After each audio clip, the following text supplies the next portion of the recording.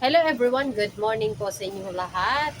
Anong araw ba ngayon? January 22 and it's Thursday. And ngayon meron naman tayo panibagong challenge or panibagong discarte ngayong 2026 which is hindi natin nagawa noong 2025. So, araw-araw nagkakaroon tayo ng panibagong panimula or panibagong diskarte para madagdagan of course ang ating kikitain dito sa ating tindahan. Dahil alam niyo naman, napakarami na talaga ngayon ng ating mga kasamahan dito nagninegosyo sa ating area. Kahit sa inyong area dyan, mga kasari, alam ko, napakaraming mga nagsisipag, negosyo na rin katulad natin, di ba? So, dapat tayong mga sari-sari store owner, hindi tayo dapat nawawalan ng diskarte o style sa ating tindahan para maiba tayo sa kanila or makabantay tayo sa mga kanila dito sa ating tindahan. So dito sa aking channel, marami kayong matutunan mga kasari na mga diskarte tips, mga ideas kung paano tayo kukuha o kumuha ng maraming benta sa araw-araw. Dahil syempre tayong mga tindahan, of course, gusto nating marami tayong benta, hindi po ba? So, kailangan meron tayong mga gagawing mga paraan at tingnan natin kung ito ba ay click sa ating mga mamimili. Gusto ba nila yon? Ibig sabihin, makikita natin na gusto nila kapag marami tayong naging benta. O, paano naman natin magagawa yun? Siyempre, eto, meron akong diskarte ngayong 2026. Gusto kong i-share sa inyo yan at sana magustuhan nyo. At kung meron kayong ganyan na gamit na ginagamit ko, ay pwede nyo gayahin mga kasari. Kung hindi nyo pa na ilalagay ang mga ganyang mga produkto katulad ng ipapakita ko sa inyo ngayon.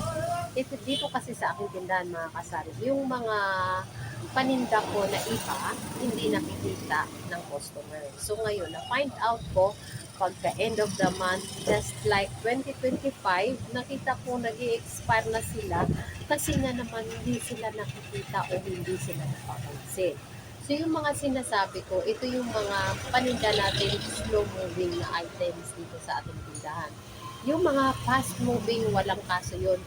Kahit na mga kasari ilagay nyo yan sa sulong, hindi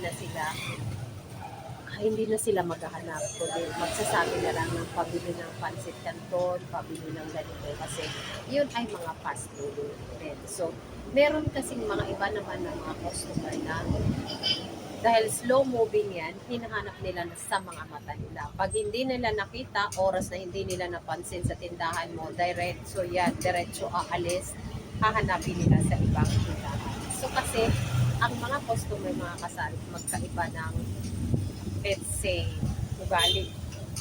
Iba is mahiyain, ang iba naman mahilig magtanong, ang iba naman ay walang pake. Pag tingin nila na wala sa tindahan mo, diretso na sila. So ako, dahil matagal na ako nagtitindahan, alam ko na yung mga iba't ibang klaseng mga customer ng mga ugali nila. May iba na suplado, hindi nagtatanong, titingin-tingin lang. Pag hindi nila nakita sa tindahan mo, sa establishment mo, sa display mo, diretso na yan, aalis na.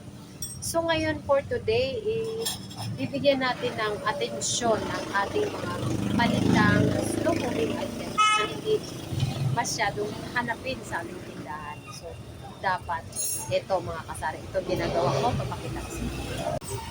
So ito mga kasaring ginawa ko, ayan, kung nakasunod kayo sa akin channel, wala tayo nakaraang taon, mga ilang years na yan, wala tayong mga nakasabit dyan na mga items dyan. Laging maluwag yan, di ba? So ngayon, ito nang diskarte ko. Try ko tong diskarte ko. Just yesterday, kahapon lang ito mga kasari, nilagyan ko ng mga hook ng aking mga ladies choice. Kasi hindi na nga naman hanapin yan. Bihira lang mga naghahanap niyan ng mga palaman. So, ayan, nilagay ko. And then, nilagyan natin ng mga tag price. Sinabit ko dyan, inurong ko lang yung mga glass ko dun sa ibabaw para magkaroon ng spacing at maisabit ko yung aking hook. Ayan, diba? Napakaganda at uniform sila tingnan, pantay pa. And sinunod ko na rin mga kasari yung mga mushrooms. Diba yung mushrooms? Hindi naman masyadong hanapin yan. Kung masarap lang siguro niluluto ng ating kapitbahay, sa kanila nilalagyan ng mga mushrooms. So, ito, ayan o, nilagay ko dyan mga original natin, mga Del Monte, mga tomato sauce, tomato paste, hindi masyadong hanapin yan. Ayan, so dyan nilagay ko. So, yung mga sangkap na mga pangluto na hanapin din ng ating customer ay nilagay ko na rin doon sa may dulo.